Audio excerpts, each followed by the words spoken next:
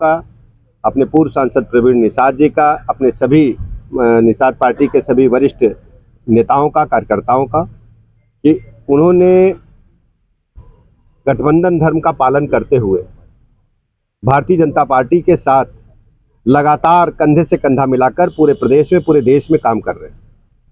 Doctor Sanjay Nishad ji हमारे मित्र हैं और हम लोग पढ़ाई के दिनों के साथी हैं। डॉक्टर संजय निषाद जी ने जमीन से उठ करके उत्तर प्रदेश में और देश में अपनी मेहनत के बलबूते एक बड़ा मुकाम हासिल किया है। सबसे पहले मैं डॉक्टर संजय निषाद जी का बहुत बहुत अभिनंदन करता हूं, इनका आभार प्रकट करता हूं। इन 9 उपचुनाव में हम सब मिलकर के जीत के लिए लड़ेंगे और हर स्थिति में 9 की 9 सीटों पर विपक्षी प्रत्याशियों को, समाजवादी पार्टी के प्रत्याशियों को पराजित करेंगे। और सबसे बड़ी बात है, जो इंडी गठबंधन का खटाखट, फटाफट, सटासट जैसे जो खोखले वादे थे, लोगों को गुमराह करने वाले जो तरीके थे, बिल्कुल अब गुमराह उत्तर प्रदेश के लोग नहीं होंगे। उत्तर प्रदेश के लोगों ने समाजवादी पार्टी की कलई को, इंडी गठबंधन की कलई को, उनकी असलियत को समझ लिया है।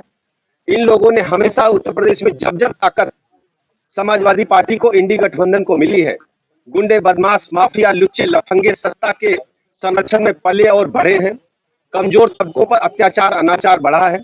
आप याद करिए, समाजवादी पार्टी के शासनकाल में निषादों पर जो अत्याचार हुआ है, निषाद पार्टी के लोग उसे कभी भूलेंगे नहीं।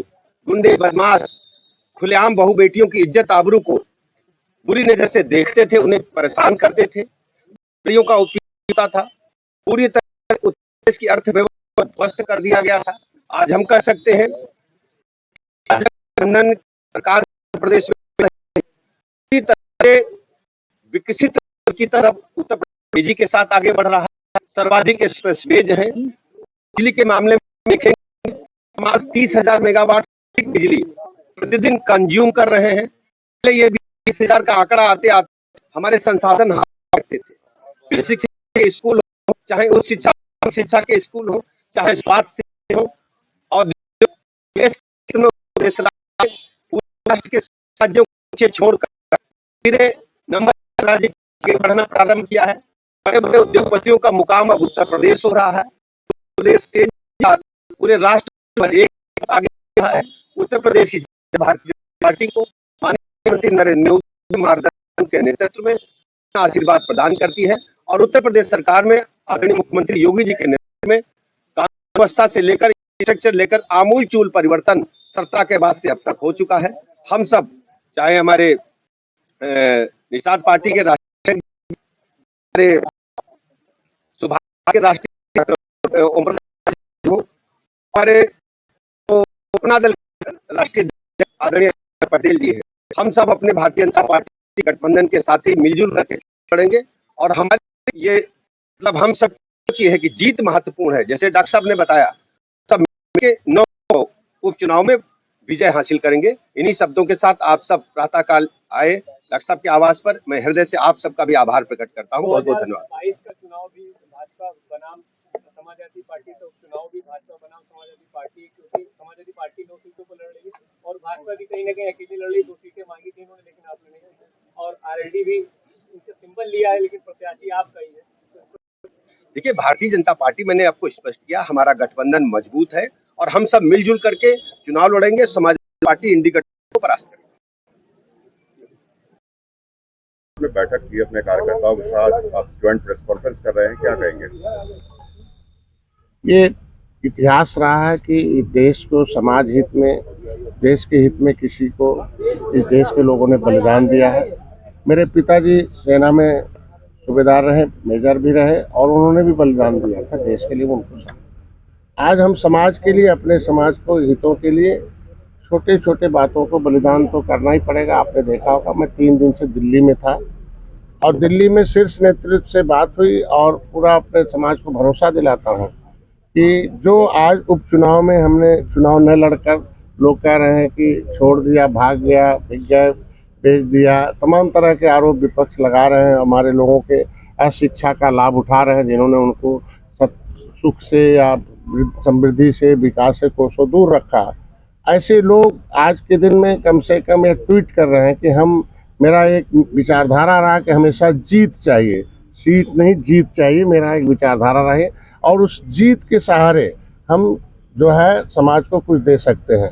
उस जीत की देन रही है कि 2017 में मैं चुनाव लड़ा था और कांग्रेस सपा बसपा को उत्तर प्रदेश से हटना पड़ा, सत्ता से दूर करना पड़ा। जो एक इतिहास था, ये लाओ उनको लाओ उनको लाओ ये हटाओ, 2018 का भी इतिहास आपने देखा, 2019 में ऐतिहासिक जीत देखा, 2022 में ऐतिहासिक जीत देखा। उस जीत की देन है कि डॉक्टर संजय जैसा एक गांव में रहने वाला, एक नदी के किनारे जंगल के किनारे रहने वाला व्यक्ति अपने समाज की वकालत करने का अवसर जो राष्ट्रपति तक हो, चाहे प्रधानमंत्री तक, चाहे गृह मंत्री तक हो, चाहे राष्ट्रीय अध्यक्ष हो, मुख्यमंत्री तक हो, और आज के बीच में कैबिनेट में बैठकर हो।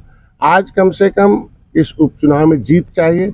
हम अपने को सौभाग्यशाली हूँ कि कम से कम हमारे इस मंत्र को विपक्ष के लोग भी ट्वीट कर रहे हैं कि नहीं, जीत चाहिए, सीट नहीं चाहिए। तो देश की कांग्रेस उत्तर प्रदेश में, जो देश की बड़ी पार्टी रही कभी, आज भी विपक्ष के रूप में पार्टी के रूप में है, वो भी कह रही है कि नहीं, हमें जीत चाहिए, सीट नहीं चाहिए।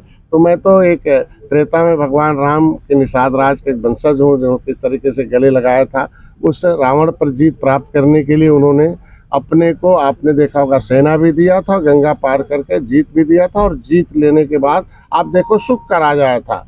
तो सुख शांति चाहिए, फिर से निषादों का हक चाहिए, उसके लिए हम जीत के लिए आए हैं। हमने भी दिल्ली में बैठक हुई और मैंने उनसे बता दिया कि जीत के लिए एक ही है कि हमारे समाज के लोग जो है एक तरीके से थोड़ा गुस्से में है। उनका एक कांग्रेस ने, सपा बसपा ने इनके आरक्षण के मुद्दे को लटकाए रखा, और हम लोग भी आए, और यहाँ भी अभी तो केंद्र राज्य में सरकार है, यहाँ नहीं हुआ। मैं बधाई दूंगा राष्ट्रीय अध्यक्ष को। उन्होंने कहा, मैंने उनको याद दिलाया कि आपने कहा था बड़े बड़े जो काम हैं, धारा 370 और जो है राम मंदिर है, ये काम हो जाने के बाद, राष्ट्रीय काम हो जाने के बाद जो अर्थव्यवस्था का, हम लोग निश्चित रूप से इसे विचार करें। मैंने उन्हें याद दिलाया कि आप 10% अगर हम पक्षधर हैं कि अपर कास्ट के जो कमज़ोर वर्ग हैं उन्हें दे दिया, तो हम सताए हुए लोग हैं अंग्रेज मुगलों के, पिछली सरकारों के, इनके भी आरक्षण दिल्ली के गजट में हम अनुसूचित हैं। रामचरित्र निषाद को आपने ला के मछली शहर लड़ाया था, तो उत्तर प्रदेश के गजट में हमें ओबीसी में डालकर इन पिछली सरकारों ने हमारे साथ अन्याय किया है। हमारे लोग न्याय के लिए, हमारे माननीय योगी जी आवाज़ उठाते रहे, वो वीडियो चल रहे हैं, तमाम विपक्ष उसको ट्रोल कराता है कि हमको छोड़कर आप आरक्षण के लिए गए थे, तो अब क्या हुआ आरक्षण का, तो उस पर हमारे समाज के लोग पीडीए का हिस्सा बन जाते हैं थोड़ा बहुत कहीं, और इसकी वजह से आप देखो पिछली बार आंशिक सफलता मिल गई 2022 में। तो मैं इतना चाहूँगा कि आज के दिन में जो बातें हुई हैं कि हमारे इस आरक्षण के मुद्दे पर पहल होगा, बैठक होगी दीपावली बाद। दूसरा, हमारे लोगों पर मुकदमे थे, हमारे लोगों का समायोजन है। जीत के लिए जितना भी हो सकता है हम खुले मन से भारतीय जनता पार्टी का समर्थन करते हैं। हमारे एक एक कार्यकर्ताओं की कोर कमेटी की बैठक हुई है कि नहीं, हम भारतीय जनता पार्टी को जिताने के लिए, और जो भी प्रत्याशी एनडीए का है वो हम, भारतीय जनता पार्टी कमल नहीं है बल्कि उसमें भोजन भरी थाली भी है, ये देखकर हमारे लोग, हमारे कार्यकर्ता वोट दबाएंगे और अपनी समस्याओं का समाधान कराएंगे, और देश में एक अलग से एक उत्तर प्रदेश जो पहचान है, उत्तर प्रदेश सर्वोत्तम प्रदेश बने, इसके लिए हम लोग आए हैं। ये हमारे मिशन का कार्य है, और मैं, हमारे अभिभावक स्वरूप हमारे पुराने साथी रहे हैं, मैं पाठक जी हैं, और मैं धन्यवाद दूंगा इनको कि कम से कम समय समय पर हमारी आवाज़ को दिल्ली तक हर जगह टेबल पर पहुंचाते रहते हैं। और मैं आज सौभाग्य हूँ कि हमारे बीच में आप आए हैं। कम से कम हम दोनों के गठबंधन पहले त्रेता में भी मजबूत रहे, आज भी हैं, कल भी रहेंगे और हमेशा के लिए रहेंगे। 2 सीटें आपके द्वारा मांगी गई थी, लेकिन वो नहीं मिली। लेकिन परिस्थितियां होती हैं कि जब देश की